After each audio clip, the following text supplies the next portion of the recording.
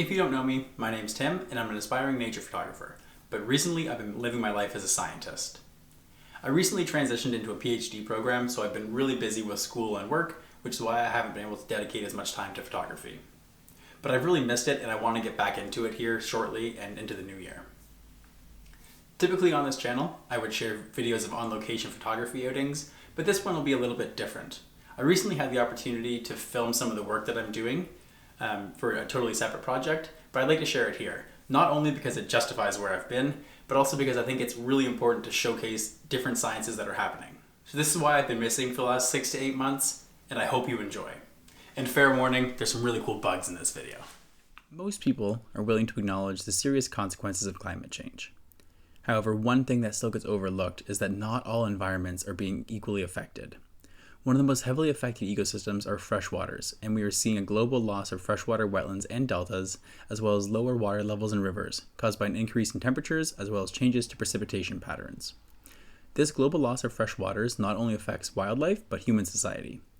Freshwaters provide sustenance, recreation, and natural resources that are essential for modern comforts.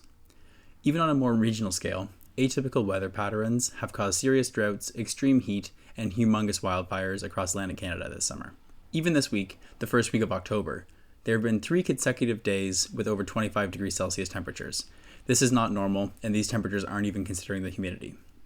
It is no wonder that the wetlands you're currently seeing in the drone footage are so dry, and the water levels in the Nashwauk River is so dangerously low. On a lighter note, over the next few minutes, I want to share some of the work I've been doing to play my part in protecting our freshwater systems and highlight some really cool freshwater bugs.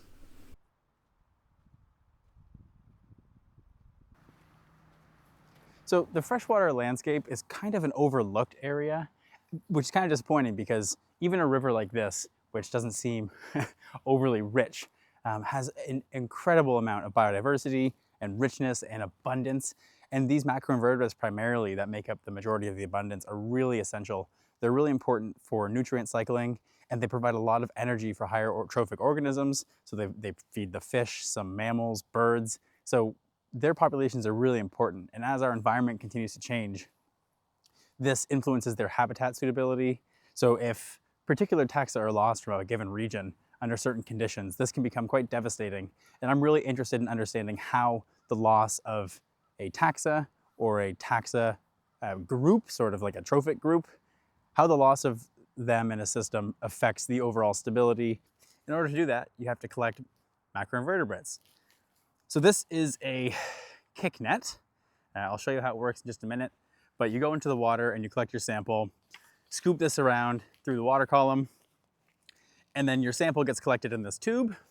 There's a filter mesh on the bottom here. You can take it off.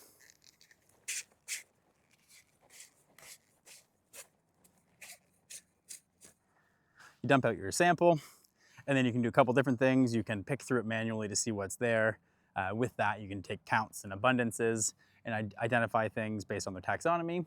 Or you can go even further and do some slightly more novel techniques like DNA barcoding to really get an idea of what kind of organisms are present in your samples. So for the kick net, if you're sampling anything that has a moving flow, you wade in a little ways and you pay attention to what direction the flow is moving. You stick your net in facing downstream, and then you shuffle your feet. And as you're shuffling your feet, it kicks up any of the benthic macroinvertebrates that are either on top of the rocks or that may be sort of submerging themselves in a sediment layer. And then they get trapped in your net. And there's different ways to standardize this. One common way is the cabin method. So you would do this for 3 minutes straight before looking at your sample to investigate what you've found.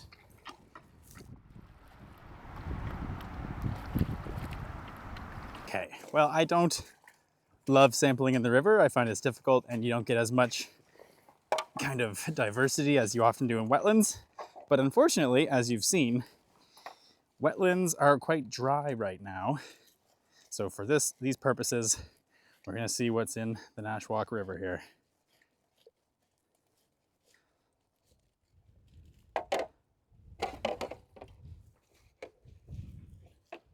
I was worried there wouldn't be much in here, but this actually has turned out to be kind of an interesting sample. So here we kind of have a pretty good sampling of what you'd expect in kind of a river or stream system. We have lots of mayfly larvae, some stonefly larvae, and I'm sure there's some other little things crawling around in here. I'll try and take some out and see what else we have in here. I think that's basically all the diversity I've got in this tray. There's some more, oh, here's another little guy. There's some more individuals, but I think that's most of the unique taxa. So we have these guys up here. These are stoneflies, and these are mayflies down here. And there's a couple other more worm-like larvae as well. These are larvae of emergent insects, and they'll grow up and they'll eventually emerge from the water.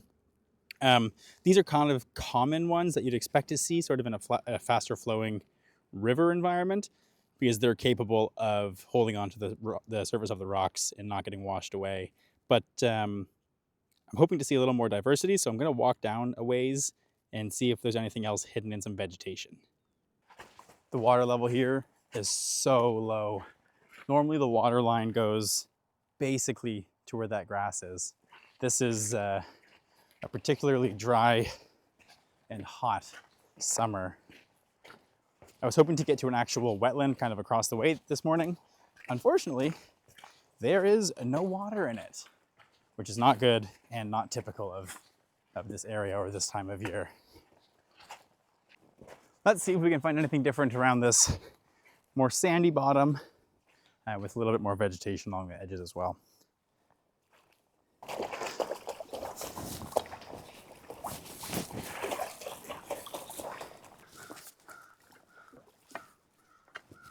You're scared of frog.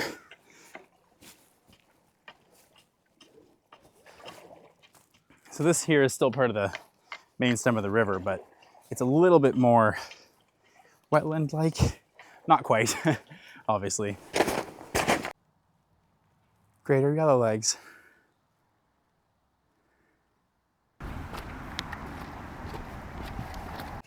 All right, so these samples are from slightly less flowing water. Hopefully we'll see a little bit different taxa in here, but I'm not super confident we will.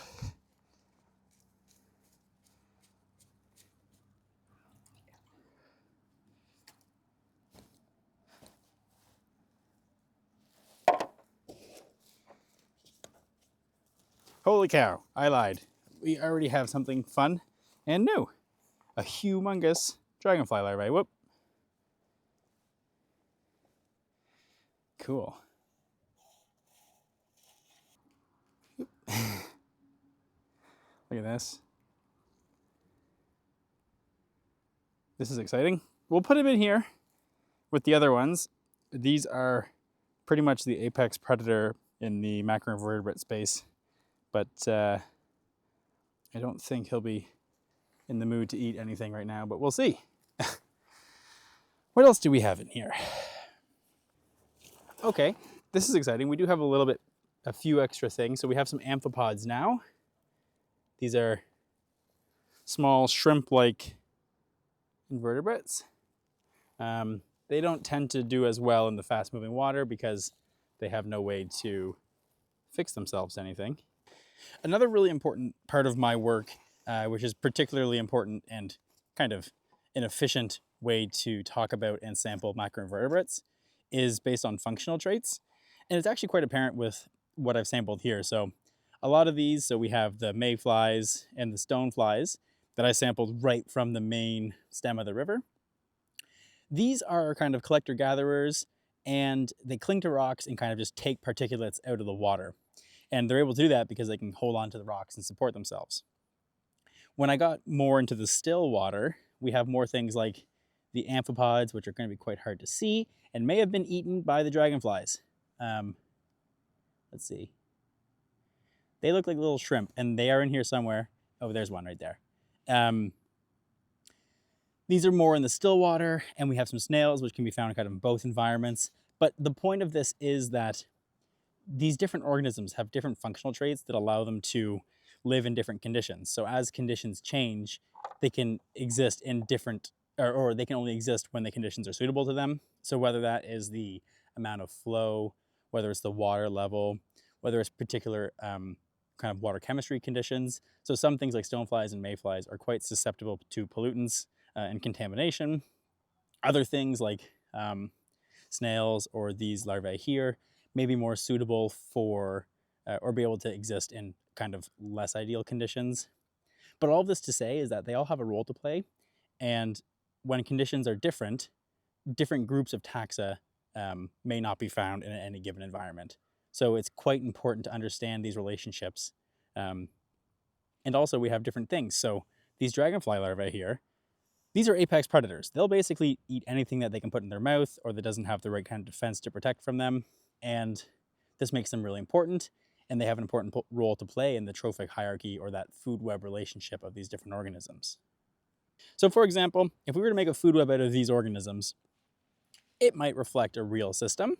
But what happens if, for example, you took all the stoneflies out or you took all the mayflies out? What happens to the rest of the system? Is that system still stable?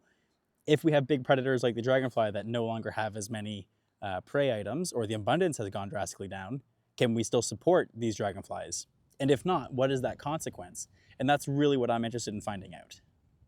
At this stage, I still do not have the answers I'm searching for, and much more work needs to be done. But I am making progress, and hopefully my research will play a part in helping to conserve our freshwater systems that we rely on so heavily. That wasn't supposed to happen. Want to repeat what you just said?